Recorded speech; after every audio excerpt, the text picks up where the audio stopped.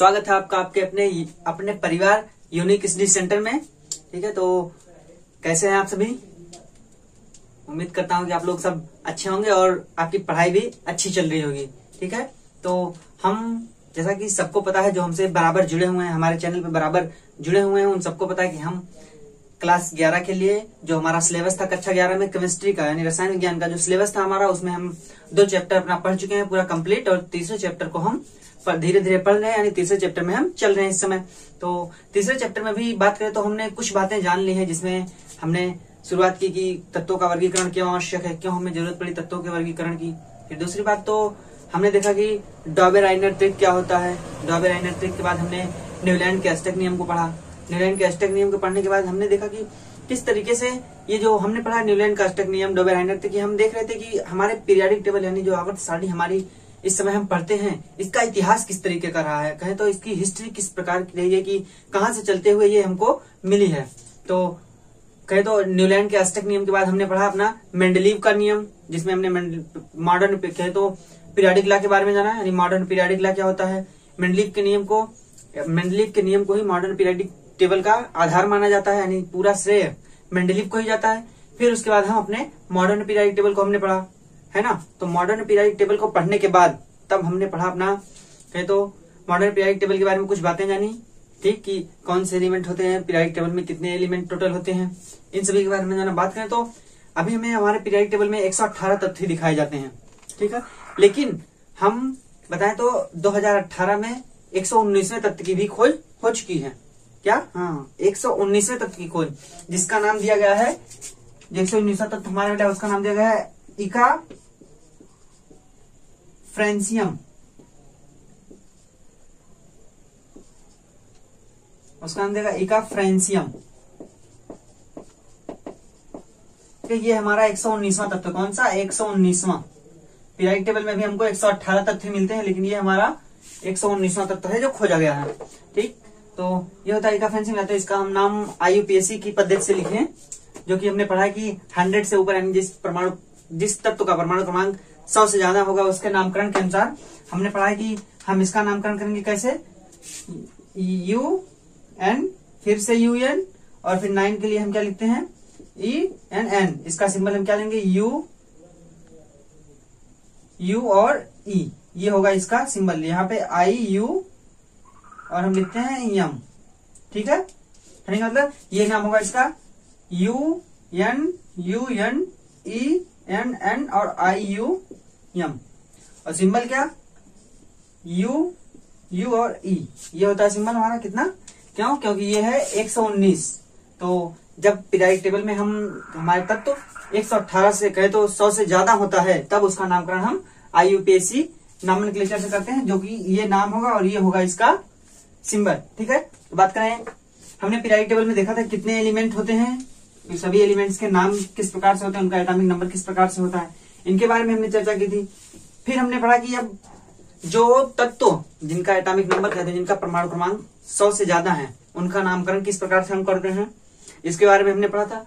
फिर नामकरण करने के बाद तब हम पहुंचे थे अपने इलेक्ट्रॉनिक कॉन्फ़िगरेशन के बारे में, कि इलेक्ट्रॉनिक कॉन्फ़िगरेशन क्या होता है, यानी इलेक्ट्रॉनिक विन्यास क्या होता है। सीधे शब्दों में कहें तो इलेक्ट्रॉनों का वितरण हम एटम्स के अंदर यानी परमाणु के अंदर इलेक्ट्रॉनों का वितरण किस प्रकार से करते हैं, इसके बारे में हमने पढ़ा।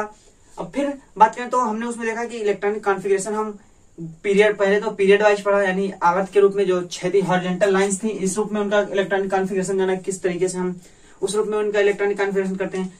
फिर हमने जाना ग्रुप वाइज, कहे तो ये लाइनें जो खड़ी हुई लाइनें होती हैं, ठीक है, इनके बारे में जाना। कहे तो कॉलम्स के बारे में कि किस तरह से हम किसी भी कॉलम्स के लिए इलेक्ट्रॉनिक कॉन्फ़िगरेशन करते हैं, और किस तरीके से जो ग्रुप होते हैं उसको हम ग्रुप बोलते हैं, जो हमारे कॉलम्स होते हैं, तो किस तरीके से कौन से एलिमेंट किस ग्रुप में मैच करते हैं, यानी कौन से एलिमेंट्स को हम किसी परिवार में यानी किसी ग्रुप में रखते हैं, इतना तो हमने पढ़ लिया है। ठीक है, अब हमारी बारी है कि अब हम इलेक्ट्रॉनिक कॉन्फ़िगरेशन पढ़ें और उसके साथ साथ पता करें कि जो तत्व पाए जाते हैं वो किस प्रकार के होते हैं। जैसा कि सबने सुना होगा भाई, 4 परिवार के तत्व पाए जाते हैं, कहें तो S block, P block, D block और F ब्लॉक।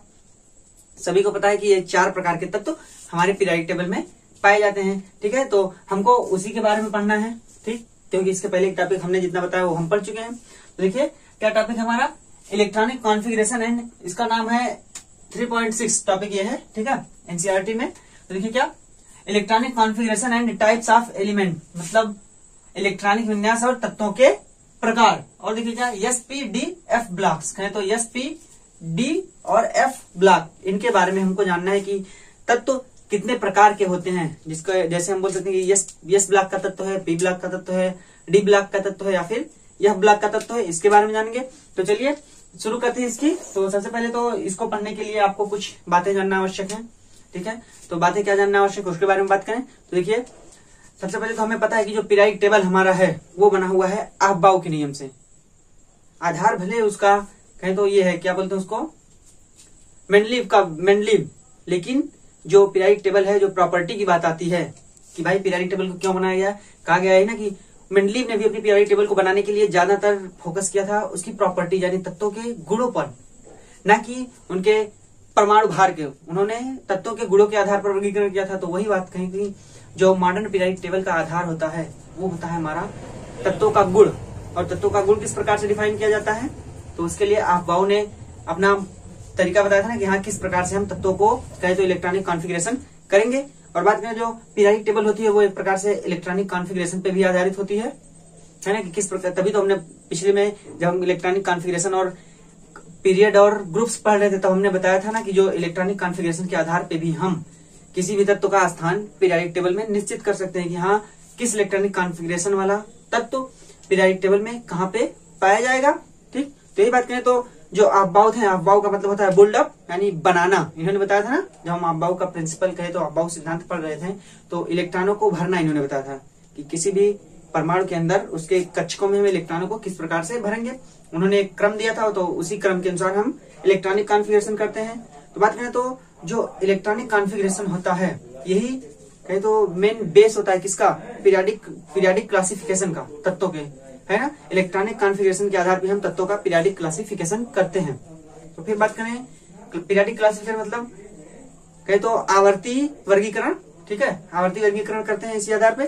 तो ये किस प्रकार से करते हैं, हमने देखा होगा कि पीरियोडिक टेबल में सब पाए जाते हैं कहे तो खड़ी हुई लाइन है जिसको हम फैमिली बोलते हैं, जो 18 होते हैं जिनको फैमिली बोले या ग्रुप बोले, तो 18 ग्रुप्स पाए जाते हैं। तो 18 ग्रुप्स उसी सेम जो एलिमेंट्स उन ग्रुप्स में पाए जाते हैं क्यों उसी ग्रुप में रखे गए, इसकी भी बात होनी चाहिए। भाई ऐसा क्यों हुआ कि हम सेम ग्रुप में, जो सेम ग्रुप में एलिमेंट आए वो क्यों उसी ग्रुप में आए, वो दूसरे ग्रुप में भी तो हो सकते थे।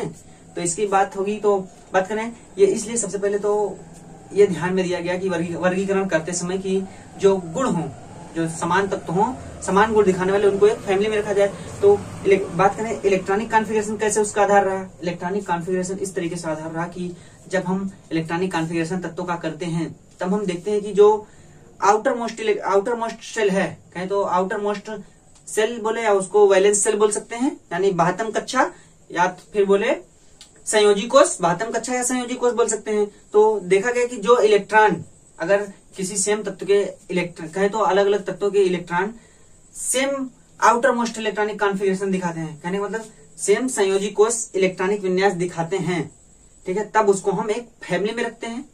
और जो मेन आधार था क्या, गुणों के आधार पे। तो बात करें तो जो गुण भी पाए जाते हैं सेम इलेक्ट्रॉनिक कॉन्फ़िगरेशन वाले, आउटर मोस्ट इलेक्ट्रॉनिक कॉन्फ़िगरेशन वाले तत्वों के, वो लगभग सेम होते हैं ना, यही बात हुई। और इसी के आधार पे ही पीरियोडिक टेबल रखी गई। बात करें जो ग्रुप, कोई भी ग्रुप होगा, अगर ग्रुप यानी कि बोले तो समूह, जो कोई भी अगर मान लीजिए कोई भी समूह हो तो उसमें जो भी तत्व पाए जाएंगे उनका जो इलेक्ट्रॉनिक कॉन्फ़िगरेशन होगा, आउटर मोस्ट इलेक्ट्रॉनिक कॉन्फ़िगरेशन, क्या outer most electronic configuration, outer most electronic configuration कह सकते हैं, वो सेम होगा। कहें तो उनका जो इलेक्ट्रॉनिक वितरण होगा, इलेक्ट्रॉनों का वितरण एटम्स के अंदर होगा, वो सेम होगा। कहें तो सेम सबसेल में भरे जाएंगे, ठीक है, कहने का मतलब है कि वो सेम सबसेल में भरे जाएंगे। सेल चेंज हो सकती है, सेल चेंज होने का मतलब कि प्रिंसिपल क्वांटम नंबर चेंज हो सकती है, लेकिन जो कहें तो जो सबसेल होगा, जैसे सबसेल कौन सा होता है, एस, पी, डी और एफ, यही 4 सबसेल जानते हैं हम। और भी सबसेल्स होते हैं, ठीक है भाई, भविष्य में और तत्व खोज जाएंगे तो और सबसेल होंगे। तो कहने का मतलब ये सेम सबसेल में अगर एक ग्रुप के पहले तत्व का यानी पहले आवर्त का पहला तत्व यस का आउटर मोस्ट इलेक्ट्रॉनिक कॉन्फ़िगरेशन या कहें तो संयोजी कोष या फिर बोल सकते हैं 72 कक्षा का इलेक्ट्रॉनिक कॉन्फ़िगरेशन। कहे तो 72 अगर आखिरी इलेक्ट्रॉन यस में आ रहा है, यस ब्लॉक में, तो कहे तो यस सबसेल में आ रहा है, तो हम उसको, और वो यस में आ रहा है तो फिर उसके नीचे यानी दूसरे आवर्त, तीसरे आवर्त, चौथे आवर्त, पांचवें आवर्त का जो पहला तत्व होगा वो सब का इलेक्ट्रॉनिक कहे तो इलेक्ट्रॉन जो लास्ट वाला 72 इलेक्ट्रॉन या वैलेंस सेल होगा वो यस ही होगा। और सेम इलेक्ट्रॉन कहे तो अगर यस में एक इलेक्ट्रॉन भरा गया तो वो भी सेम इलेक्ट्रॉन ही उन सभी तत्वों में जो वैलेंस सेल होगा उसमें सेम इलेक्ट्रॉन भरे जाएंगे। यही कारण है कि उसको हम एक ग्रुप में रखते हैं। तो इसी प्रकार हम बांटते भी हैं उसको किसमें, एस, पी और डी, एफ ब्लॉक्स में। ठीक है, तो बात करें, ये बात तो समझ में आई। इसको मैंने बताया था ग्रुप किस प्रकार से होते हैं। जो खड़ी हुई लाइनें होती हैं उनको हम ग्रुप बोलते हैं और उसी में हम क्लासिफाई करते हैं एस, पी और डी, एफ ब्लॉक के रूप में ना। तो और बात करें तो अब हम चले अपने पीरियोडिक टेबल की तरफ, किस प्रकार से हमको इसको पढ़ना है। ठीक है, तो ये बातें तो हो गई आउटर मोस्ट इलेक्ट्रॉन और वैलेंस, इनके बारे में आपको मैंने बता दिया कि वैलेंस सेल क्या होते हैं या आउटर मोस्ट सेल क्या होते हैं। ठीक है, अब आउटर मोस्ट इलेक्ट्रॉनिक कॉन्फ़िगरेशन से आप समझ सकते हैं कि 72 जो बाहरी कहे तो मैक्सिमम मुख्य क्वांटम संख्या वाला इलेक्ट्रॉनिक कॉन्फ़िगरेशन होगा। कहे तो जो मैक्सिमम जो मुख्य क्वांटम संख्या होगी उसका जो उसमें जो इलेक्ट्रॉनों का वितरण होगा उसी को हम बोलते हैं वैलेंस सेल या फिर बोल सकते हैं आउटर मोस्ट इलेक्ट्रॉनिक कॉन्फ़िगरेशन या आउटर मोस्ट सेल बोल सकते हैं। ठीक है, तो ये बात तो हुई। अब हम बात करें किस प्रकार से तत्वों को हम बांटते हैं। तो सबसे पहले उनको जानने से पहले आपको बता दूं तो हमें पता है हमारे पीरियोडिक टेबल में 118 तत्व हैं, लेकिन 119 की खोज हो चुकी है, अभी उसका स्थान नहीं निश्चित किया गया है। ठीक है, बात करें कुछ अपवाद भी मिलते हैं। भाई रसायन विज्ञान है, कहे तो केमिस्ट्री है, तो जाहिर सी बात है कुछ अपवाद तो होंगे ही। भाई समाज में भी अपवाद होते हैं ना, कोई भी आइडियल तो होता नहीं, कुछ ना कुछ अपवाद होते हैं। तो उसी प्रकार से हम अब केमिस्ट्री को पढ़ते हैं कि पीरियोडिक टेबल में कौन कौन से अपवाद होते हैं। जैसे आपने एलिमेंट सुना होगा, जानते भी हैं, ये है हमारा हाइड्रोजन, ये हाइड्रोजन का सिंबल। और दूसरा अपवाद हमारे पीरियोडिक टेबल में होता है हीलियम।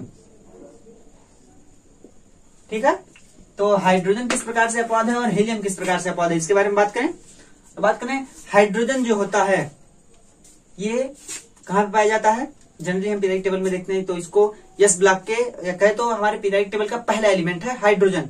लेकिन क्या इसकी जगह वहां पे है, इसका प्लेस वो दिया गया है, वो क्या फिक्स है? तो ऐसी बात नहीं है।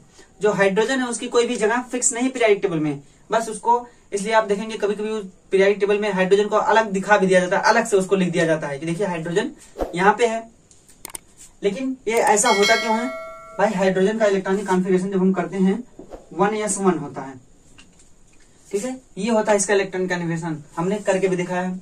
तो ये इलेक्ट्रॉनिक कॉन्फ़िगरेशन होने की वजह से हम इसको कहाँ रखते हैं? एल्कली मेटल्स में। एल्कली मेटल्स मतलब हम बोलते हैं जो हमारा फर्स्ट ग्रुप होता है, कहीं तो जो हमारा पहला ग्रुप होता है उसको हम बोलते हैं एल्कली मेटल। एल्कली मेटल ये बोलते हैं इसको, एल्कली मेटल बोलते हैं। क्षारीय धातु, क्या? क्षारीय धातु, इसको हम बोलते हैं क्षारीय धातु। ठीक है, तो जो यस ऑर्बिटल होता है कहे तो 1s में जाता है ना हमारा हाइड्रोजन। हाइड्रोजन का इलेक्ट्रॉनिक कॉन्फ़िगरेशन जब हम करते हैं तो 1s में जाता है।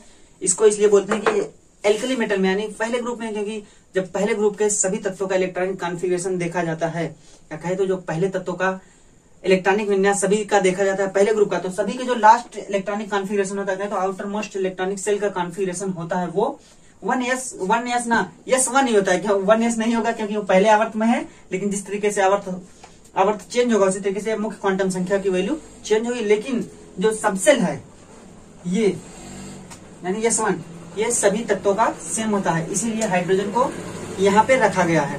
ठीक, ये बात तो अलग है कि हाइड्रोजन यहाँ पे लेकिन ये रखा गया है, लेकिन जो होनी चाहिए प्रॉपर्टी क्या कि जब एक इलेक्ट्रॉन इसको ये अगर एक इलेक्ट्रॉन ले कहने का मतलब अगर ये 1s2 हो जाए तो ये चला जाता है हमारे इनर्ट गैस में, यानी नोबेल गैस जो है अक्रिय गैस कह सकते हैं, अक्रिय तत्व इनर्ट एलिमेंट बोल सकते हैं ना, अक्रिय गैस बोले या फिर इनर्ट एलिमेंट या इनर्ट गैस बोले, उसकी प्रॉपर्टीज को ये ले सकता है। तो कहने का मतलब ये कौन से लगते हैं? हमारी हाइड्रोजन फैमिली वाले। हाइड्रोजन फैमिली बोले तो जो हमारा ग्रुप नंबर 17 है, क्या ग्रुप नंबर 17 जो हमारा है ग्रुप 17, जिसके तत्व कौन कौन से हैं? Fluorine, chlorine, iodine, fluorine, chlorine, bromine, iodine और ऐसे है ना, तब तो ये जो हमारा है, ये इनकी प्रॉपर्टी होती है कि एक इलेक्ट्रॉन लेके ये चेंज हो जाए किसमें, नियॉन। कहने का मतलब इनर्ट गैस में चेंज हो जाए, ये इनकी प्रॉपर्टी होती है। इनको हम बोलते हैं हैलोजन तत्व। तो ये इनकी प्रॉपर्टी होती है कि वो एक इलेक्ट्रॉन लेकर के अक्रिय गैसों में पहुंच जानी। अक्रिय गैसों की प्रॉपर्टी रखें तो कहने का मतलब अगर इसको स्थान जो हाइड्रोजन का होना चाहिए वो कहें तो यहाँ पे होना चाहिए, क्या, इस ग्रुप में होना चाहिए हाइड्रोजन का स्थान। इस प्रॉपर्टी के अनुसार कि अगर एक इलेक्ट्रॉन ये ले ले तो ये पहुंच जाए 1s2, यानी कि अक्रिय गैसों का व्यवहार दिखाने लगे। क्योंकि भाई हमको प्रॉपर्टीज से ही मतलब है कि जो वर्गीकरण किया गया है वो बेस है किसका, प्रॉपर्टीज का, कि जिस प्रकार से वर्गीकरण होगा उन गुणों का वर्गीकरण बोल सकते हैं ना, कि गुणों का वर्गीकरण किया गया, उसके अनुसार एलिमेंट को रखा गया है कि सेम प्रॉपर्टी या सेम गुण वाले एलिमेंट एक तत्व में है। तो कहे तो हाइड्रोजन जो होता है उसका स्थान यहाँ पे होना चाहिए, वहां पे फ्लोरीन के ऊपर, कहने का मतलब हाइड्रोजन एलिमेंट्स के साथ। तो ये हुआ पहला एक्सेप्शन की, इसीलिए इसको कहीं निश्चित नहीं रखा जाता। वैसे पीरियोडिक टेबल देखने में अच्छी लगे इसके लिए बना दिया जाता है कि हीलियम कहे तो क्या, लिथियम के ऊपर बना दिया जाता है, यानी पहले ग्रुप में। तो ये बात हो गई हाइड्रोजन की। अब बात करें हीलियम की, तो हीलियम को कहाँ रखा गया है, हमारे इनर्ट गैसों के ऊपर, है ना, इनर्ट गैसों के ऊपर हीलियम को रखा गया। लेकिन क्या हीलियम वहां पे जाएगा, क्यों भाई, क्योंकि इसका इलेक्ट्रॉनिक कॉन्फिगरेशन क्या होता है, 1s2। तो 1s2 का कहने मतलब यस में आता है ना, तो इसको भी एस में आना चाहिए, यस ब्लॉक में। लेकिन ऐसा नहीं होता, क्यों, क्योंकि ये जब 1s2 हो जाता है तो ये कहे तो पूर्णता भर जाता है। और जब पूर्णता भरा हुआ इलेक्ट्रॉनिक कॉन्फिगरेशन कहे तो जो बाह्यतम कोष होगा, यानी बाह्यतम कहे तो आउटर मोस्ट सेल होगा, अगर वो पूर्णता भरा हुआ हो तब वो होता है हमारा किसका, पूर्णता भरा हुआ हमारा होता है कहे तो जो हमारे अक्रिय गैसें होती हैं, ठीक है, क्या अक्रिय गैस है। जैसे हम मान लेते हैं 1s2 तो हीलियम का ही होता है, लेकिन इसी तरीके से जो होता है नियॉन, आर्गन, क्रिप्टॉन, ये तत्व तो इस प्रकार से होते हैं, ठीक है। तो इनका जो होता है कहें तो हीलियम इसलिए यहाँ पे रखा गया, क्यों, क्योंकि दो भर गए तो दो पूर्णता भरा हुआ सेल, ये हमारे कहें तो इनर्ट गैसों का इलेक्ट्रॉनिक कॉन्फिगरेशन होता है, यानी इनर्ट कहे तो अक्रिय गैसों का कहे तो इलेक्ट्रॉनिक विन्यास होता है अक्रिय गैसों का, ये जिसमें सेल जो बाह्यतम सेल है वो पूर्णता भरा हुआ हो। लेकिन हीलियम को रखा गया वहां पे, वहीं पे। लेकिन होना क्या चाहिए, जो हीलियम है वो एस, उसका लास्ट इलेक्ट्रॉन एस में जा रहा है, यानी आउटर मोस्ट इलेक्ट्रॉन यस सब सेल में जा रहा है, तो इसीलिए इसका पोजीशन यस में होना चाहिए, यानी यस ब्लॉक में। लेकिन ऐसा नहीं है, तो ये भी एक प्रकार का एक्सेप्शन है, ठीक है। तो बात करें ये दो एक्सेप्शन हमारे पीरियोडिक टेबल में, एक हाइड्रोजन और एक हमारा हो गया हीलियम। तो ये दो एक्सेप्शन यानी कह सकते हैं अपवाद है ये, ठीक है, क्या अपवाद। भाई पीरियोडिक टेबल है, केमिस्ट्री यहाँ है, वहां पे अपवाद जरूर होगा, किसी के साथ दूसरी प्रॉपर्टी, किसी के साथ दूसरी प्रॉपर्टी। तो ये हो गए अपवाद के बारे में। अब हम आगे चले थोड़ा सा, जब हम इन तत्वों को डिवाइड कर लेंगे किस किस में, जैसे जब हम इनको डिवाइड करते हैं किस प्रकार से, इनके इलेक्ट्रॉनिक जो आउटर मोस्ट इलेक्ट्रॉनिक कॉन्फिगरेशन होगा, यानी जो लास्ट वाला इलेक्ट्रॉन जाएगा, भरा जाएगा एटम के अंदर, वो किस ग्रुप में भरा जाएगा, कहे तो किस सबसेल में भरा जाएगा। जैसे हमारे पास कौन कौन से सबसेल होते हैं, यस, पी, डी और एफ, ये सबसेल होते हैं हमारे पीरियोडिक टेबल में। तो जब किसी भी तत्व का इलेक्ट्रॉनिक कॉन्फिगरेशन यानी लास्ट वाला इलेक्ट्रॉन जो होगा, वैलेंस सेल जो होगा, उसका जो लास्ट इलेक्ट्रॉन होगा वो यस में भरा जाएगा, तब इसको हम बोलेंगे यस ब्लॉक। अगर पी में भरा जाएगा तब उसको हम बोलेंगे पी ब्लॉक। इसी तरीके से डी में भरा जाएगा तो उसको बोलेंगे हम डी ब्लॉक, और एफ में भरा जाएगा तो उसको बोलेंगे हम एफ ब्लॉक। अब ऐसा कैसे भाई, जब लास्ट वाला इलेक्ट्रॉन यस सबसेल में भरा जाएगा, कोई भी कहे तो कोई भी सेल हो, कहे तो कोई भी पीरियोडिक, कहे तो कोई भी मुख्य क्वांटम संख्या हो, लेकिन अगर जो लास्ट वाला इलेक्ट्रॉन होगा वो यस में भरा जाएगा, यस सबसेल में, तब उसको हम बोलेंगे यस ब्लॉक एलिमेंट, मतलब यस ब्लॉक का तत्व। और इसी प्रकार से जब पी में भरा जाएगा लास्ट वाला इलेक्ट्रॉन तो उसको हम बोलेंगे पी ब्लॉक के तत्व, या बोल सकते हैं पी ब्लॉक एलिमेंट। डी में भरा जाए तो डी ब्लॉक तत्व या डी ब्लॉक एलिमेंट। इसी तरीके से जिसमें यानी जिस उपकोष में या जिस सबसेल में लास्ट वाला इलेक्ट्रॉन भरा जाएगा उसी ब्लॉक का हम उसको बोल सकते हैं। इसी प्रकार से इसका क्लासिफिकेशन किया गया है एस, पी, डी और एफ ब्लॉक्स में, ठीक है। तो इसको बोलते हैं एस, पी और डी, एफ ब्लॉक। इसी प्रकार से किया गया है कि जो इलेक्ट्रॉनों का भरना होगा, लास्ट वाला इलेक्ट्रॉन जिस सबसेल में जाएगा उसी को हम बोलेंगे, कहे तो जिस सबसेल में जाएगा उसी के आधार पर हम बोल देंगे कि वो एलिमेंट उस ब्लॉक का है। ठीक है, तो ये हुई। अब प्रॉपर्टीज की बात करें तो हम बहुत देर से प्रॉपर्टीज करते आ रहे हैं, यानी गुण करते आ रहे हैं, गुणधर्म। तो ये गुणधर्म होते क्या हैं? किसी भी एलिमेंट्स के लिए जो गुणधर्म होते हैं पीरियोडिक टेबल में, उनके लिए जो जिस टर्मिनोलॉजी का यूज किया जाता है, टर्मिनोलॉजी मतलब बोल सकते हैं पॉइंट, बोल सकते हैं पॉइंट, या फिर कहे तो किस बात के थ्रू या किस शब्द के थ्रू हम उनकी प्रॉपर्टीज को डिफाइन करते हैं। ठीक है, इसके बारे में हम अपनी अगली टॉपिक में चर्चा करेंगे, यानी अगले टॉपिक में जब हम पढ़ेंगे प्रॉपर्टीज ऑफ एलिमेंट्स तब हम चर्चा करेंगे। ठीक है, तो इसका मतलब हम टर्मिनोलॉजी से समझ सकते हैं। जैसे कहे तो हम बोल सकते हैं इलेक्ट्रोनिगेटिविटी। ठीक, इलेक्ट्रोनिगेटिविटी मतलब होता है विद्युत ऋणात्मकता। आयोनाइजेशन पोटेंशियल बोल सकते हैं, आयोनाइजेशन एंथैल्पी कहे तो आयनन ऊर्जा।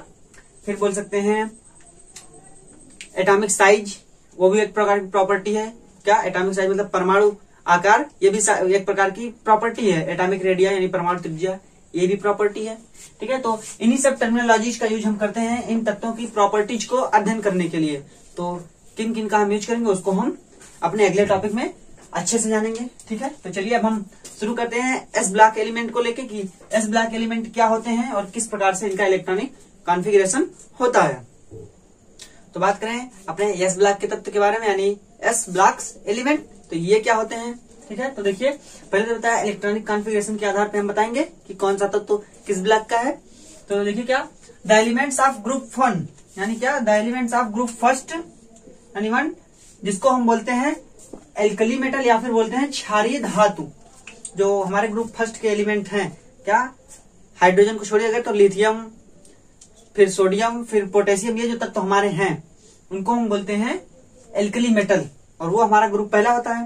तो क्या the elements of group first alkali metal यानी जिनको बोलते हैं क्षारीय धातु, and elements of group second यानी जो सेकेंड ग्रुप के एलिमेंट है, जिसका पहला तत्व हमारा बेरिलियम है। क्या बेरिलियम, मैग्नीशियम, इस प्रकार से सब तत्व है, कैल्शियम। ठीक है, तो इनको हम बोलते हैं एल्कली अर्थ मेटल यानी कि क्षारीय मृदा धातुएं। क्यों इनका नाम क्यों इस प्रकार से रखा गया अभी बताते हैं आपको। तो क्षारीय मृदा धातुएं which have NS1 and NS2 outermost electronic configuration belong to the S block element.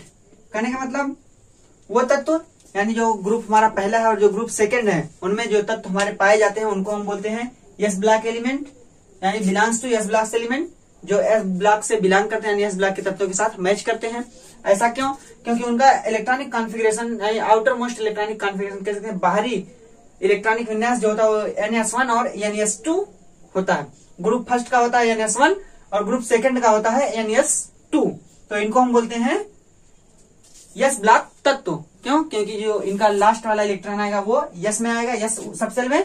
यही मैंने बताया था कि जिस सबसेल में आएगा उसी प्रकार से उसका नाम रखेंगे, तो यस सबसेल में आया। अब बात करें इनकी कुछ प्रॉपर्टीज के बारे में, या वहां पे होते हैं तो कुछ प्रॉपर्टीज रखते हैं भाई, एक एक फैमिली है तो अपनी प्रॉपर्टीज रखेगी। बात करें पहले तो क्षारीय धातु क्यों बोलते हैं और क्षारीय मृदा धातु क्यों बोलते हैं। पहली बात तो क्षारीय धातु क्यों, क्योंकि ये ज्यादातर क्षार होते हैं, क्षार या बोल सकते हैं इसे बेसिक मेटल्स बोलते हैं। ठीक है, क्योंकि ये ज्यादातर क्षार का काम करते हैं। क्षार की जो मेन प्रॉपर्टी होती है क्या, इलेक्ट्रॉन को त्यागना। कहने का मतलब ये आसानी से इलेक्ट्रॉन को त्याग देते हैं, इसलिए इनको बोलते हैं क्षारीय धातु। इलेक्ट्रॉन को त्यागना मतलब समझ सकते हो ना कि इलेक्ट्रॉन को त्याग करिए आयन बना देते हैं, और इलेक्ट्रॉन को त्यागेंगे तो कौन सा आयन बनाएंगे, धन आयन।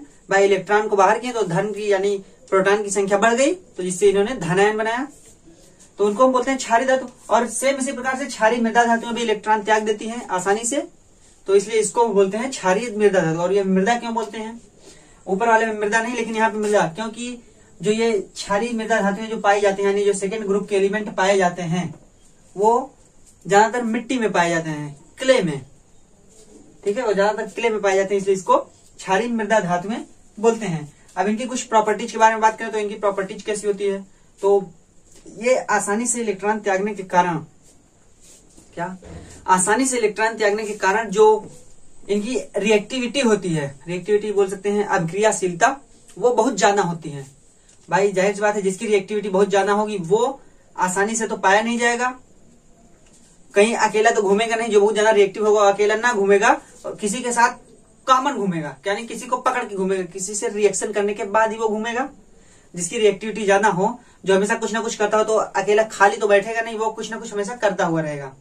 तो कुछ ना कुछ करने का मतलब है वो कहीं रिएक्शंस करता रहेगा। तो इससे हम कह सकते हैं कि ये जो तत्व पाए जाते हैं, यानी हमारे जो एस ब्लॉक के तत्व पाए जाते हैं, ये हमारी प्रकृति में या फिर कहीं हमारे नेचर में प्योर अवस्था में नहीं पाए जाते हैं, यानी शुद्ध रूप में नहीं पाए जाते हैं। कहने का मतलब ये हमेशा इम्प्योर पाए जाते हैं, अकेले ना पा करके किसी के साथ मिलते हैं। कई मेटल है अकेले ना मिलकर के किसी के साथ मिलते हैं, यानी कोई कंपाउंड के रूप में मिलते हैं।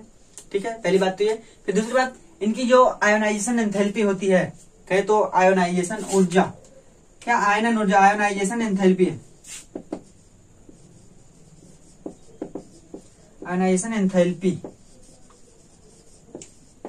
इनकी जो आयोनाइजेशन एंथैल्पी होती है इसको बोलते हैं आयनन ऊर्जा बोल सकते हैं।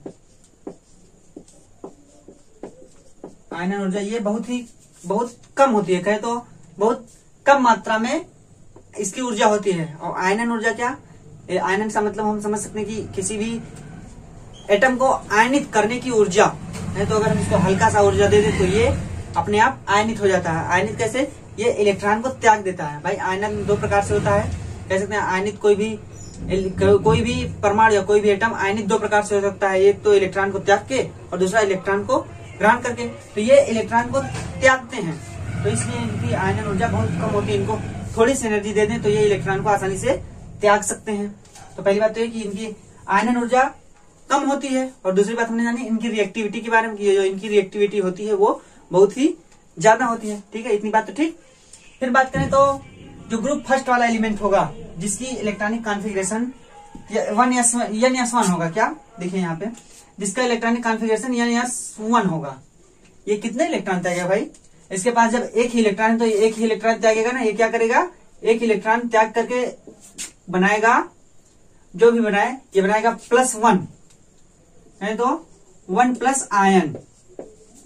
भाई एक इलेक्ट्रॉन त्यागेगा तो इसके ऊपर चार्ज की संख्या कितनी, यानी प्रोटॉन कितने बढ़ जाएंगे, सिर्फ एक। तो इससे कह सकते हैं कि ये जो आयन बनाएगा वो 1+ आयन बनाएगा। ठीक है, यानी 1+ आयन। फिर बात करें जो NH2 वाला होगा, देखिए यहाँ पे NH2, ये कितने इलेक्ट्रॉन त्यागेगा, ये त्यागेगा हमारे 2 इलेक्ट्रॉन। तो बनाएगा कौन सा, 2+ आयन। भाई 2 इलेक्ट्रॉन त्यागेगा तो 2 प्रोटॉन की संख्या बढ़ गई, तो इसने बनाया 2+ आयन। ठीक है, तो ध्यान दीजिएगा जो हमारे N+1 यानी कि ग्रुप फर्स्ट एलिमेंट होंगे वो हमेशा एक आयन बनाएंगे। कहने का मतलब है +1 आयन बनाएंगे, यानी एक इलेक्ट्रॉन त्याग करके। और जो 2 वाला होगा यानी ग्रुप 2 होगा वो हमेशा +2 आयन बनाएगा। कैसे, 2 इलेक्ट्रॉनों का त्याग करके। यहाँ पे लिख सकते हैं इलेक्ट्रॉन, यहाँ पे भी इलेक्ट्रॉन, यानी कि 2 इलेक्ट्रॉनों का त्याग किया है तब बनाया है 2+ आयन। ये बात हो गई। ठीक है, अब फिर बात करें तो ये सब मेटल है, हम देख रहे हैं मेटल। तो पूछ सकते हैं, कोई भी क्वेश्चन उठ सकता है ना कि भाई मेटल है, लेकिन ये हम कैसे पता करेंगे किसकी प्रॉपर्टी ज्यादा है, यानी कौन ज्यादा धातु गुण रखता है, कौन कम धात्विक गुण रखता है इस ग्रुप में। अभी हम आप पीरियड में नहीं चल रहे, हम सिर्फ ग्रुप में चल रहे हैं, यानी ऊपर से नीचे। तो ध्यान दीजिएगा, जब हम ग्रुप में ऊपर से नीचे आते हैं, क्या ऊपर से नीचे आते हैं, तब जो मेटलिक कैरेक्टर होता है और उनकी साथ ही साथ जो रिएक्टिविटी होती है, यानी अभिक्रियाशीलता और धात्विक गुण, वो दोनों ही इंक्रीज करते हैं, कहे तो बढ़ते हैं। कौन कौन से, metallic property, metallic properties and जिनकी रिएक्टिविटी होती है, रिएक्टिविटीज, ये दोनों जब हम किसी ग्रुप में ऊपर से नीचे आते हैं, ग्रुप में भाई ऊपर से ही नीचे आएंगे, तो ऊपर से नीचे आते तो ये इंक्रीज करती है। कहने का मतलब जब हम लिथियम से होते हुए नीचे की तरफ जाएंगे फ्रेंशियम तक, तो जो इनकी धात्विक गुण होगा, इनका जो धात्विक गुण होगा, मेटलिक प्रॉपर्टी, वो इंक्रीज करेगी। कहने का मतलब धात्विक गुण, इनके धातु होने की संभावना और भी बढ़ती जाएगी। ठीक है, तो ये इतनी बातें इनके लिए थी। अब इनको हम कुछ एक्सेप्शन की बात करें, इनमें एक्सेप्शन भी पाए जाते हैं। जैसे मान लीजिए हमारा जो लिथियम होता है और जो बेरिलियम होता है, जो पहले ग्रुप का, यानी पहले ग्रुप का लिथियम होता है और दूसरे ग्रुप का बेरिलियम होता है, पहला तत्व, जिसको हम लीडिंग एलिमेंट बोलते हैं, या उसी प्रकार के कह सकते हैं, उसी फैमिली के सब तत्व पाए जाते हैं। तो वो दोनों जो एलिमेंट होते हैं हमारे कौन कौन से, देखिए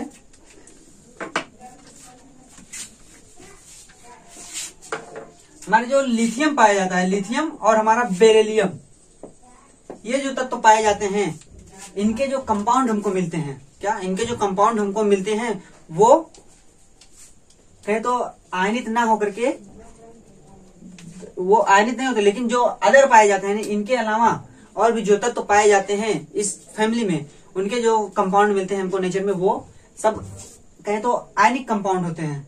आयनिक कंपाउंड का मतलब समझ रहे हैं? आयनिक कंपाउंड मतलब वो उस पे प्लस माइनस वो हमेशा पोल बनाते हैं। पोल बोल सकते हैं ध्रुव, दो ध्रुव होते हैं आयनिक कंपाउंड, जैसे चुंबक में दो ध्रुव होते हैं, एक प्लस एक माइनस, या एक निगेटिव एक पॉजिटिव।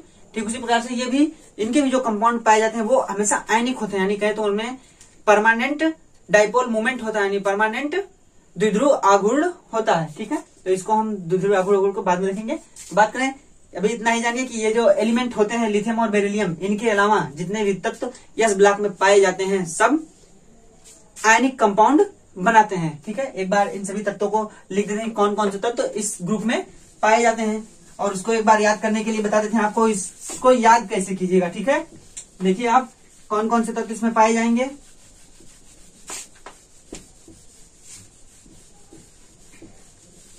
देखिए इसमें हमारे पाए जाते हैं लिथियम, यहाँ पे ऊपर हाइड्रोजन को भी लिख देते हैं, सोडियम, यह कौन सा होता है पोटेशियम, रुबिडियम और सीजियम, इसके साथ ही हमारा होता है फ्रेंसियम। ठीक है, यही होता है 1 2 3 4 5 6 7, यानी hydrogen, lithium, sodium, potassium, rubidium, caesium और फ्रेंसियम। इसको याद हम कैसे करते हैं, और दूसरा भी लिख लेते हैं। देखिए दूसरा हमारा पाया जाता है बेरिलियम, मैग्नीशियम, कैल्शियम, स्ट्रांसियम, और ये होता है हमारा बेरियम,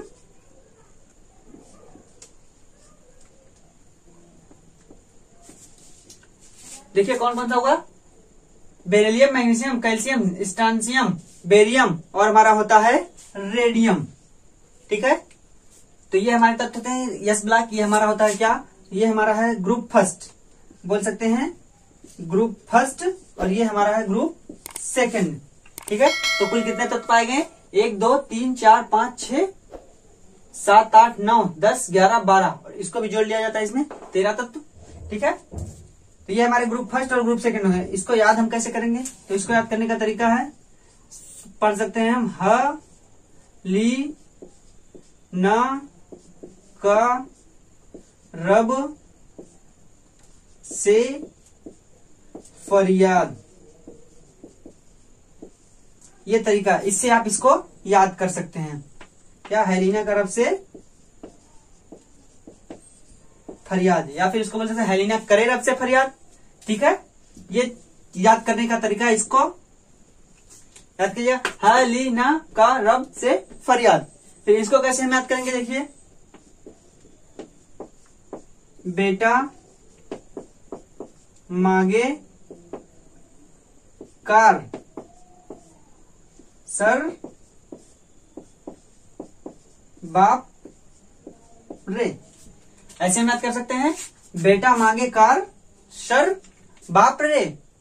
ठीक है, इसको ध्यान दीजिएगा, क्या हेलिना का रब से फरियाद, और क्या बेटा मांगे कार सर बाप रे।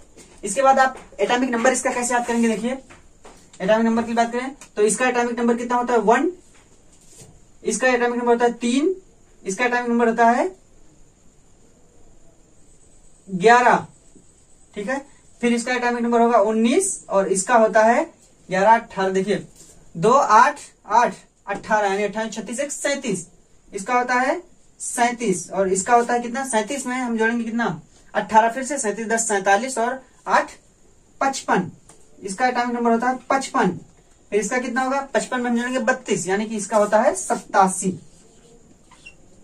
ये होते हैं इनका एटॉमिक नंबर। फिर बात करें इनका एटॉमिक नंबर कितना होगा, इसी में सब में एक जोड़ते जाएं, तो इसका होता है 4, इसका होता है 12, इसका होगा 20, और इसका एटॉमिक नंबर होगा 38, इसका होगा 56, और साथ ही इसका होगा हमारा 88। ठीक है, ये हो गया एटॉमिक नंबर, इनको याद करने का तरीका, और ये सिंबल, फिर नाम आप लोग याद कर लीजिएगा। ठीक है, तो ये है यस ब्लॉक पूरा, पहला ग्रुप और दूसरा ग्रुप, इसको बोल सकते हैं ग्रुप। ये हमारा इन ग्रुप के एलिमेंट्स को याद करने का तरीका क्या, आराम से, हेलिना का रब से फरियाद, फिर क्या बेटा मांगे कार सर बाप रे। ठीक है, ये हुई बात इन चीजों के लिए। ये हो गया हमारा यस ब्लॉक। अब हम बात करेंगे अपने पी ब्लॉक के बारे में कि पी ब्लॉक कैसा होता है। फिर इनकी जो प्रॉपर्टीज होंगी उनको हम कंपेरिजन करके पढ़ेंगे एस पी डी एफ सभी एलिमेंट्स के कंपेरिजन में, तब हम देखेंगे किस प्रकार से इनका कंपेरिजन किया जाएगा। लेकिन ये जरूर याद रखिएगा कि इनके जो मेटलिक कैरेक्टर होते हैं, जब हम ऊपर से नीचे आते हैं तब मेटलिक कैरेक्टर बढ़ते हैं, यानी जो धात्विक गुण होगा वो बढ़ेगा, इनकी साथ साथ इनकी अभिक्रियाशीलता भी बढ़ेगी। ठीक, और ये कौन कौन से तत्व बनाते हैं, ये बनाते हैं हमारे जो ये वाले होते हैं, ये +1 कैटायन बनाते हैं और ये बनाते हैं हमारे +2 कैटायन। ठीक है, कहने का मतलब इनका जो आयन बनेगा उस पर +1 चार्ज होगा और इनका जो आयन बनेगा वो +2 चार्ज के साथ होगा। ठीक है, ये बात हुई। फिर इनकी रिएक्टिविटी ज्यादा होने के कारण जो ये जो पीरियड कहें तो हमारे नेचर में प्योर सब्सटेंस के रूप में नहीं पाए जाते हैं, ये कंपाउंड के रूप में पाए जाते हैं। ठीक, फिर बात करें तो इनकी आयनाइजेशन एनर्जी यानी आयनाइजेशन एंथैल्पी जो होती है, आयनन ऊर्जा बोल सकते हैं, वो बहुत ही कम होती है। इनको हल्की सी एनर्जी या इलेक्ट्रॉन को तुरंत ही त्याग देते हैं। इसी कारण इनका बेसिक नेचर होता है, यानी क्षारीय गुण इसी कारण से होता है कि इलेक्ट्रॉन को आसानी से त्याग सकते हैं। ठीक है, तो फिर इतनी बात हो गई। फिर बात करें तो जो हमारा लिथियम और बेरिलियम होगा, इनके अलावा जितने भी ये सब पाए जा रहे हैं, इनके जो कंपाउंड पाए जाएंगे वो सब आयनित होंगे, यानी कहें तो आयनिक कंपाउंड होंगे। ठीक है, जिस कहें तो वो हमेशा पोल के रूप में चलेंगे, एक पॉजिटिव पोल एक निगेटिव पोल ये बनाएंगे। ठीक है, ये हमारा यस ब्लॉक। एक बार फिर से है लीना का रब से फरियाद, फिर दूसरा क्या, बेटा मांगे कार सर बाप रे। अब हम बात करेंगे अपने पी ब्लॉक के बारे में कि पी ब्लॉक के तत्व कौन कौन सी प्रॉपर्टीज रखते हैं और किस प्रकार से हम उनको याद करते हैं। तो बात करें अपने पी ब्लॉक्स के एलिमेंट्स के लिए कि पी ब्लॉक के तत्व कौन कौन से होते हैं। हमने इसके बारे में बात कर ली, अब पी के लिए बात करें। देखिए पी ब्लॉक के तत्व कौन कौन से होते हैं। The elements belongs to the group 13, देखिएगा belongs to the group 13 to 18, मतलब ग्रुप 13 से लेकर के ग्रुप 18 तक जो भी पाए जाते हैं कॉल्ड पी ब्लॉक्स एलिमेंट। ठीक है, कहने का मतलब जो भी तत्व ग्रुप 13 से ग्रुप 18 तक पाए जाएंगे उन सभी का नाम, यानी उन सभी को हम कह सकते हैं कि वो पी ब्लॉक के तत्व हैं। ठीक है, तो अब पी ब्लॉक के तत्वों की कुछ प्रॉपर्टीज जान लेते हैं कि कौन कौन सी प्रॉपर्टीज लगती हैं। तो सबसे पहले बात करूं तो जो हमारे भाई इतनी बड़ी पीरियोडिक टेबल है, यानी 118 तत्वों की, इसमें से हो सकता है कुछ लीडिंग एलिमेंट हो, यानी कह सकते हैं कुछ लीडिंग फैमिली बोल सकते हैं। तो बात करें तो जो हमारे यस ब्लॉक और पी ब्लॉक के तत्व पाए जाते हैं कौन कौन से, यस एंड पी ब्लॉक के तत्व, इनके जो तत्व पाए जाते हैं इनको हम यानी इन ग्रुप्स को, इस ग्रुप्स को हम बोल सकते हैं रिप्रेजेंटेटिव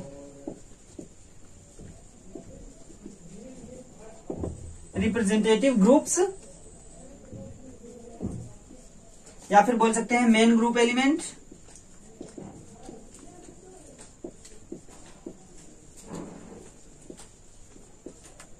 ठीक है, कहने का मतलब इनको हम बोल सकते हैं रिप्रेजेंटेटिव ग्रुप्स या रिप्रेजेंटेटिव एलिमेंट, या फिर बोल सकते हैं मेन ग्रुप एलिमेंट। पूरी कहें तो पूरी पीरियोडिक टेबल यानी पूरी आवर्तसारणी में जितने भी तत्व पाए जाते हैं उन सभी का कहें तो नेतृत्वकर्ता बोलते हैं, हम उनको प्रस्तुत करते हैं। कौन कौन से, यस ब्लॉक और पी ब्लॉक के तत्व, यानी यस और पी ब्लॉक के जितने भी तत्व पाए जाते हैं उनको हम बोल सकते हैं कि वो हमारे रिप्रेजेंटेटिव एलिमेंट हैं, या बोल सकते हैं हमको जो हमको रिप्रेजेंटेटिव यानी कह सकते हैं भाई रिप्रेजेंटेटिव यानी लीडर को बोलते हैं, लीडर बोल सकते हैं, या ये आवर्तसारणी के लीडर हैं। ठीक है, उसी को हम बोल सकते हैं रिप्रेजेंटेटिव। हमारे कहे तो यही बोलते हैं ना लीडर, तो सीधे सीधे बोल सकते हैं कि जो एस और पी ब्लॉक के तत्व पाए जाते हैं यानी उनमें जो तत्व बिलोंग करते हैं उनको हम बोलते हैं मेन ग्रुप एलिमेंट्स, यानी मुख्य समूह के तत्व, या फिर बोल सकते हैं कि रिप्रेजेंटेटिव यानी हमारे नेताजी बोल सकते हैं ना, हमारे नेताजी। ठीक है, हमारे ना हो गए पीरियोडिक टेबल के नेताजी बोलेंगे क्योंकि ये पीरियोडिक टेबल के एलिमेंट्स को रिप्रेजेंट करते हैं। ठीक है, यानी बोल सकते हैं प्रस्तुतकर्ता। तो ठीक, यस और पी ब्लॉक में जो तत्व पाए जाते हैं उनको हम बोलते हैं प्रस्तुतकर्ता ग्रुप या प्रस्तुतकर्ता तत्व। ठीक है, ये बात थी। फिर बात करें अब कौन कौन सी प्रॉपर्टीज रखते हैं ये, लेकिन हाँ साथ में बोलते हैं, यस और पी ब्लॉक को जब साथ में हम रखते हैं तब हम बोलते हैं कि हाँ ये हमारे रिप्रेजेंटेटिव ग्रुप या रिप्रेजेंटेटिव एलिमेंट है। फिर बात करें और कौन कौन सी प्रॉपर्टीज रखते हैं, तो देखिए पहले तो कॉन्फ़िगरेशन हमको जानना होगा किस प्रकार की कॉन्फ़िगरेशन ये रखते हैं, क्योंकि हमें पता है कि जो हम किसी भी एलिमेंट को तभी ब्लॉक्स में बांटते हैं जब हमको पता होता है कि वो उसका जो आउटर मोस्ट इलेक्ट्रॉनिक कॉन्फ़िगरेशन है वो किस प्रकार का है। देखिए क्या, the outer most electronic configuration varies from NS2, देखिएगा NS2 NP1 to NS2 NP6, मतलब जिस किसी भी कहे तो जिस किसी भी एलिमेंट का आउटर मोस्ट इलेक्ट्रॉनिक कॉन्फ़िगरेशन यानी संयोजी सेल का यानी संयोजी कोष का जो इलेक्ट्रॉनिक विन्यास होगा वो Ns2 और Np1 से लेकर के Ns2 Np6 तक होगा। उसको हम बोलेंगे इन ईच पीरियड यानी सभी पीरियड में उसको हम बोलेंगे कि वो हमारे पी ब्लॉक का तत्व है। कहने का मतलब जो भी element electronic configuration Ns2 Np1 से लेकर के Ns2 Np6 तक रखेंगे उसको हम बोलेंगे पी ब्लॉक के तत्व हैं। ठीक, फिर बात करें तो सभी ब्लॉक्स यानी सभी पीरियड में जब हम लास्ट वाले एलिमेंट पे पहुंचते हैं, सब पीरियड का लास्ट वाला एलिमेंट उसको हम बोलते हैं नोबल गैस। क्या नोबल गैस एलिमेंट यानी हम बोल सकते हैं कि नोबल आदर्श गैस बोल सकते हैं। ठीक है, आदर्श गैस की प्रॉपर्टी इसको जनरली अक्रिय गैस बोला जाता है। क्या? अक्रिय गैस।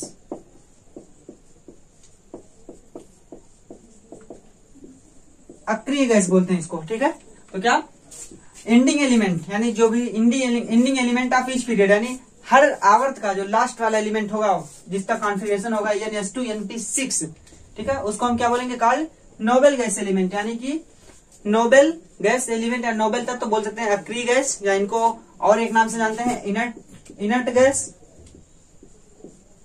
गैसेस। ठीक है, इनर्ट गैस इस नाम से भी जानते हैं। इनर्ट गैस मतलब अक्रिय गैस है। ठीक है, नोबल गैस मतलब बोल सकते हैं आदर्श गैस है।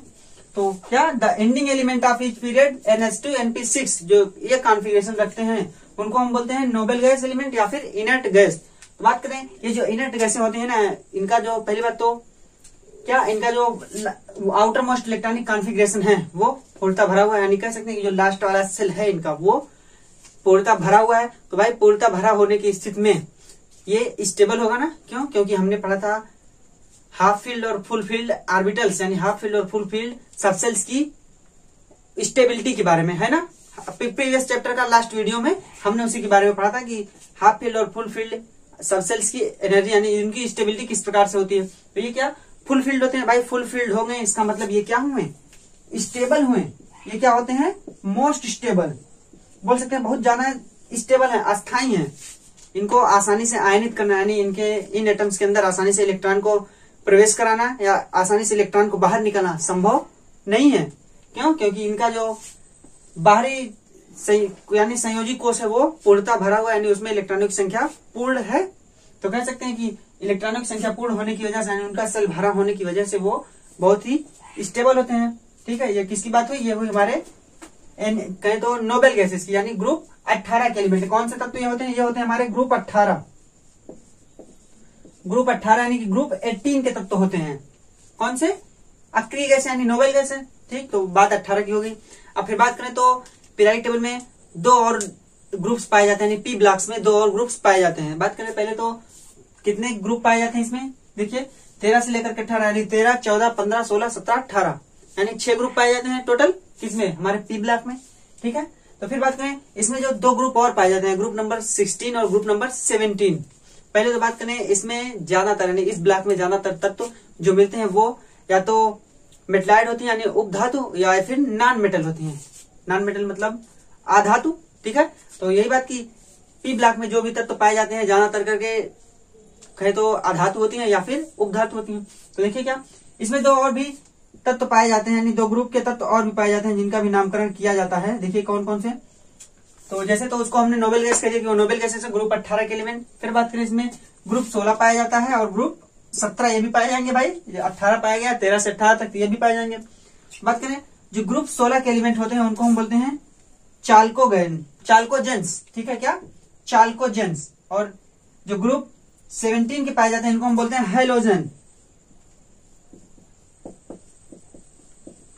हैलोजेंस। ठीक है, कहने का मतलब जो ग्रुप 17 में एलिमेंट पाए जाते हैं उसको हम बोलते हैं हैलोजन ग्रुप यानी ग्रुप 17 को हैलोजन ग्रुप बोलते हैं। और जो ग्रुप 16 पाया जाता है उसको हम बोलते हैं चाल्कोजेन। ठीक है, क्या? चाल्कोजेन ग्रुप। ठीक, तो बात करें हैलोजन ग्रुप कौन कौन से होते हैं अभी हम बनाते हैं इसकी यानी पी ब्लॉक को बनाते हैं कौन कौन से तो इसमें पाए जाएंगे, तब हम बताएंगे कि क्या होता है यानी कौन से हैलोजन है और कौन से चाल्कोजेन है, कौन नोबल गैसेस है। ठीक है, तो ये है हमारे क्या कि जो ग्रुप नंबर 16 पाया जाता है उसको हम बोलते हैं चाल्कोजेंस तत्व और जो ग्रुप नंबर 17 पाया जाता है उसको हैलोजन तत्व।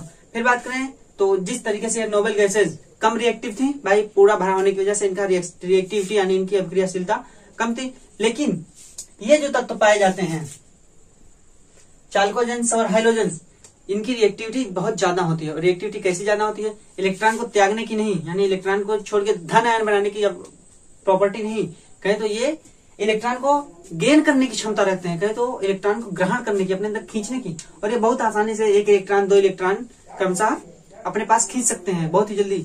और बात करें तो इसमें जो एक तत्व पाया जाता है फ्लोरीन, ठीक है क्या, जिसका सिंबल होता है एफ। ये जो तत्व है ये पूरी पीरियोडिक टेबल का कहें तो बहुत मोस्ट इलेक्ट्रोनेगेटिव एलिमेंट है, मोस्ट कहें तो सबसे ज्यादा विद्युत ऋणात्मकता इसी की है।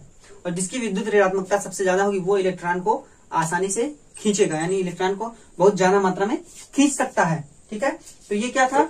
हैलोजेंस और चाल्कोजेंस, यानी फ्लोरीन के बारे में भी हमने जान लिया, ठीक। तो बात करें ये होते क्या है, ठीक है। ये रिएक्टिविटी हो गई कि ये हाइड्रोजन और चाल्कोजेन बहुत ज्यादा रिएक्टिविटी रखते हैं, यानी इनकी अभिक्रियाशीलता बहुत ज्यादा होती है, ये आसानी से एक इलेक्ट्रॉन और दो इलेक्ट्रॉन को अपने अंदर ले सकते हैं, ठीक है।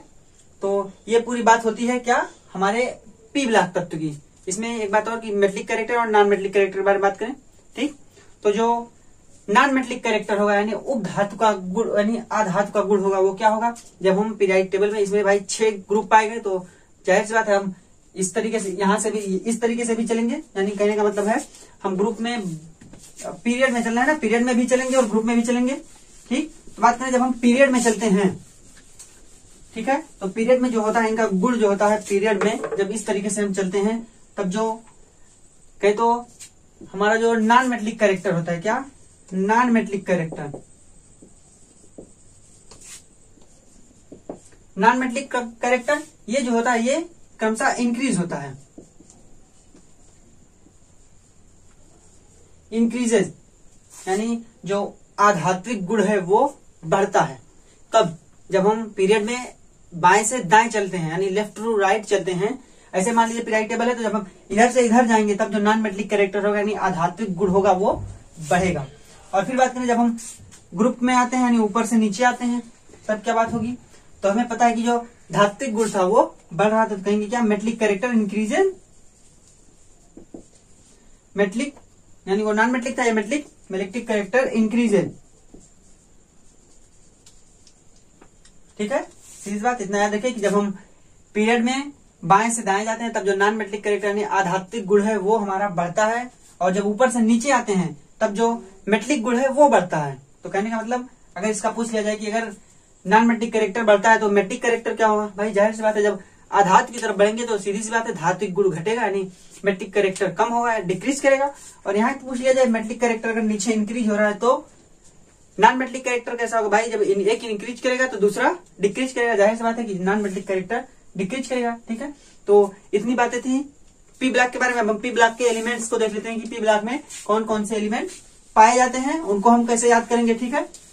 बात करें तो यही हमारे होते हैं क्या, मेन ग्रुप एलिमेंट पी और यस, यानी यस ब्लॉक में जो तत्व पाए जाते हैं और जो पी ब्लॉक में तत्व पाए जाते हैं इनको हम बोलते हैं मेन ग्रुप एलिमेंट, ठीक है। तो मेन ग्रुप एलिमेंट को जानने के बाद अब हम इनको ही याद करेंगे, यानी मेन ग्रुप को ही हम किस तरीके से याद कर सकते हैं। यस को याद करना बताया, हम देखेंगे कि पी ब्लॉक को हम किस तरीके से याद कर सकते हैं। उसके बाद हम डी और एफ का भी पढ़ेंगे, लेकिन उनको याद करने का तरीका नहीं बताएंगे, ठीक है। तो पी ब्लॉक को याद करते हैं, फिर कोशिश करेंगे कि एफ का भी, ठीक। तो चलिए पी ब्लॉक के तत्व कौन कौन से पाए जाते हैं इसको हम देखते हैं कि किस प्रकार के तत्व पी ब्लॉक के पाए जाते हैं, कौन कौन से। तो देखिए अब हम पी ब्लॉक को याद कैसे करेंगे, हमने यस ब्लॉक को याद करना बताया कि आप यस ब्लॉक को किस तरीके से याद कर सकते हैं। अब बात करेंगे हम पी ब्लॉक को किस तरीके से याद करें, इनका एटॉमिक नंबर भी कोशिश करेंगे बताएंगे। वैसे बहुत ढेर सारे एलिमेंट है तो एटॉमिक नंबर लिखना थोड़ा सा मुश्किल है, आप लोग पीरियोडिक टेबल से देख लीजिएगा एटॉमिक नंबर, कोशिश करेंगे कि बता दें, ठीक है। इसका बता देंगे तो ये सब आप लिख ले जाएंगे, एक एक जोड़ना रहेगा हर बार, ठीक। तो बात करें जो पी ब्लॉक के तत्व पाए जाते हैं ग्रुप नंबर 13 से लेकर के ग्रुप नंबर 18 तक, यानी कितने ग्रुप, 1 2 3 4 5 और 6, 6 ग्रुप पाए जाते हैं ग्रुप, यानी पी ब्लॉक में 6 ग्रुप। अब बात करें तो इनकी प्रॉपर्टीज के बारे में हमने जाना, थोड़ा सा जाना है कि प्रॉपर्टी क्या, कि इधर जब हम जाते हैं तब जो नॉन मेटलिक कैरेक्टर है यानी कि जो आध्यात्मिक गुण है वो क्रमशः बढ़ता है, एक बैकग्राउंड के क्रमशः बढ़ता है। लेकिन जब ऊपर से नीचे आते हैं यानी ग्रुप में चलते हैं, ग्रुप में हमेशा ऊपर से नीचे चलेंगे और पीरियड में बाएं से दाएं यानी लेफ्ट टू राइट ऐसे आते हैं, तब जो मेटलिक प्रॉपर्टी है वो बढ़ती है। अब ये क्यों बढ़ती है इसको बाद में बताएंगे, जब हम प्रॉपर्टीज पढ़ाएंगे क्यों बढ़ती है क्यों घटती है, इसको बाद में भी सिर्फ याद रखिए कि हाँ नीचे आने पे बढ़ती है और उधर क्या मेटलिक प्रॉपर्टी बढ़ती है और उधर जाने पे नॉन मेटलिक प्रॉपर्टी बढ़ती है। और ये बात भी कि नॉन मेटलिक प्रॉपर्टी अगर बढ़ेगी तो जाहिर सी बात है कि मेटलिक प्रॉपर्टी घटेगी। कहने का मतलब जब अधात्विक गुण बढ़ेगा तो निश्चित सी बात है कि धात्विक गुण घटेगा। इतनी बात हो गई। फिर बात करें तो ये जो पाए जाते हैं, यानी ये जो हमारे कौन से हैं, ये हमारे इनर्ट गैस हैं, यानी अक्रिय गैसें हैं, जिसको नोबेल गैस बोलते हैं।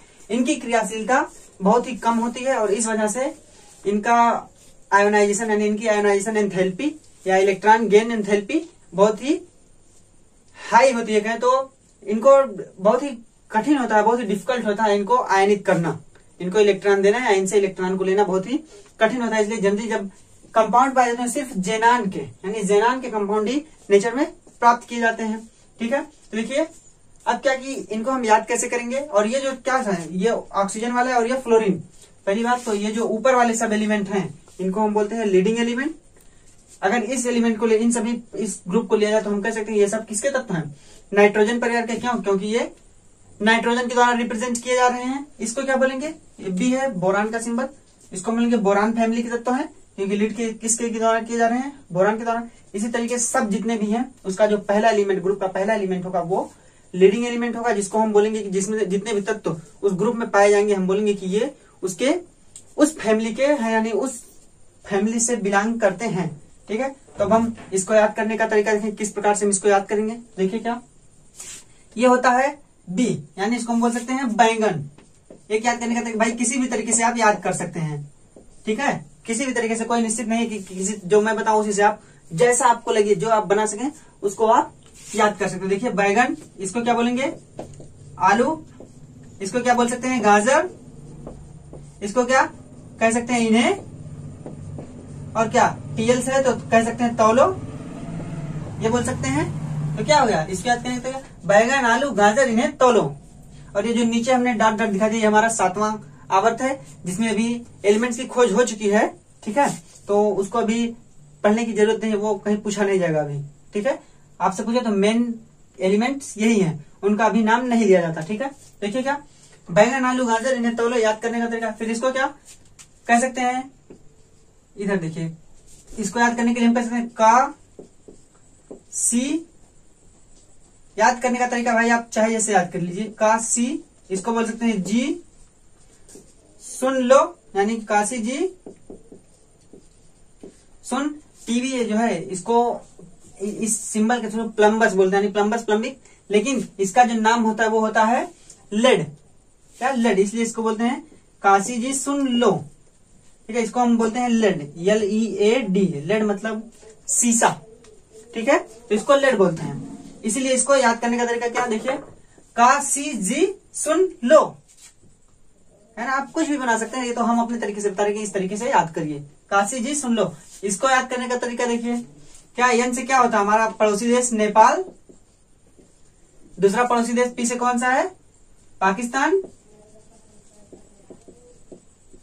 आप याद कर सकते हैं पाकिस्तान। और तीसरा क्या, इसको बोल सकते हैं ऑस्ट्रेलिया।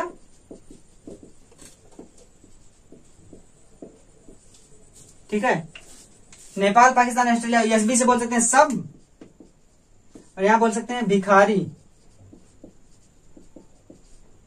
ये याद करने का तरीका देखिए, नेपाल, पाकिस्तान, ऑस्ट्रेलिया, सब भिखारी।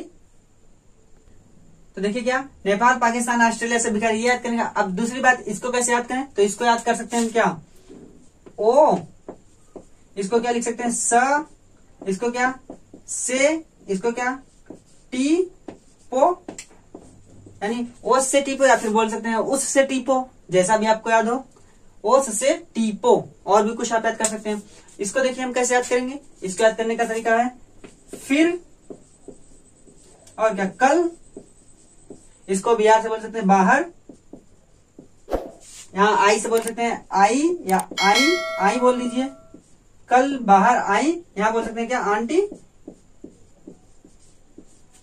क्या फिर कल बाहर आई आंटी, आप किसी तरीके से याद कर सकते हैं। इसको क्या ही, नी और कर, XCRN बोल सकते हैं क्या, देखिए ही, नी और कर, इसको ऐसे बोल सकते हैं XCRN, इसको आप याद कर सकते हैं। वैसे ही देखिए ही, नी और कर, XCRN, या एक्सरे बोल सकते हैं। देखिए ऐसे भी आप याद कर सकते हैं, हीन और कर एक्स रे, ये भी याद करने का तरीका है। ये पूरा तरीका हुआ हम कैसे पी ब्लॉक के तत्वों को याद करेंगे। तो एक बार सभी के नाम गिना देता हूँ, ये याद करने का तरीका आप देख लीजिए, ठीक है। एक बार सभी को याद करा देता हूँ। तो देखिए हम, ठीक है, तो देखिए ये याद करने का तरीका हम इस प्रकार से याद करेंगे। एक बार आपको सभी एलिमेंट्स के नाम बता दो। देखिए क्या होता है, ये बी से बोरान, ए से एल्यूमिनियम, जी से गैलियम यानी गैलियम का सिंबल है, ई से आई एन से एंडियम का सिंबल, ये है थैलियम का सिंबल, सी से कार्बन, यस आई से सिलिकॉन, जी से जर्मेनियम और यस एन से ये होता है हमारा स्टेनस, इसको बोलते हैं स्टेनस, ठीक है, यानी इसको एंटीमनी बोल सकते हैं, क्या एंटीमनी इसका नाम होता है, ठीक है। फिर पीबी है, इसको लेड बोलते हैं। फिर देखिए क्या, एन से होता है हमारा नाइट्रोजन और पी से होता है हमारा फास्फोरस, एस से होता है आर्सेनिक, ठीक है, और एस बी से होता है हमारा एंटीमनी, ठीक। फिर देखिएगा बिस्मथ, बी आई से बिस्मथ होता है। फिर देखिए ओ से होता है हमारा ऑक्सीजन, एस से होता है सल्फर, एस ई से होता है सेलेनियम, टी से होता है टेलुरियम और पीओ से होता है हमारा पोलोनियम। एफ है हमारा फ्लोरीन के लिए, सीएल है क्लोरीन के लिए, बी आर है ब्रोमीन के लिए, आई है आयोडीन के लिए जो हम नमक में यूज करते हैं, एटी है एस्टेस्टीन के लिए। फिर देखिए क्या, एच ई हीलियम यानी नियान, ए आर से आर्गन, के आर से क्रिप्टान, एक्सी से जेनान, एक्सी है लेकिन जेनान क्योंकि इनके खोज कर था जेना, ठीक। फिर आर एन से रेना, उसको बोलते हैं रेडान, ठीक है, इसका यूज कैंसर के उपचार में किया जाता है रेडान का, ठीक है। और रेडान एक ऐसी धातु है, कहे तो रेडान एक ऐसा तत्व है, ऐसा एलिमेंट है पीरियोडिक टेबल का कि वो नेचर में नहीं पाया जाता, ठीक है, वो नेचर में एकदम नहीं पाया जाता, ठीक है। तो ये था पूरा, कहे तो पी ब्लॉक, उसको याद करना, उसकी कहे तो उसको किस तरीके से याद करेंगे, उनके एलिमेंट कौन कौन से हैं, किस किस ग्रुप में कौन कौन से एलिमेंट पाए जाते हैं, इसको आप आराम से याद कर सकते हैं, ठीक है। और याद करने के लिए तो बताया कि जो भी जब हम कॉन्फ़िगरेशन करेंगे तो जो इलेक्ट्रॉनिक कॉन्फ़िगरेशन आएगा, जिसका बाहरी इलेक्ट्रॉनिक कॉन्फ़िगरेशन पी में आएगा, लास्ट वाला इलेक्ट्रॉन, उसको हम बोलेंगे कि वो पी ब्लॉक का तत्व है। इसमें तीन चीजें की, एक स्पेशल ग्रुप पाया जाता है जिसको हम बोलते हैं इनर्ट गैस यानी नोबेल गैस, एक ये ग्रुप पाया जाता है फ्लोरीन वाला जिसको हम बोलते हैं हेलोजन, और एक ये पाया जाता है जिसको हम बोलते हैं चालोजन, ठीक है, कैलोजन बोल सकते हैं, कैलोजन, इसको बोलते हैं कैलोजन, ठीक। तो बात करें इतने ही थी।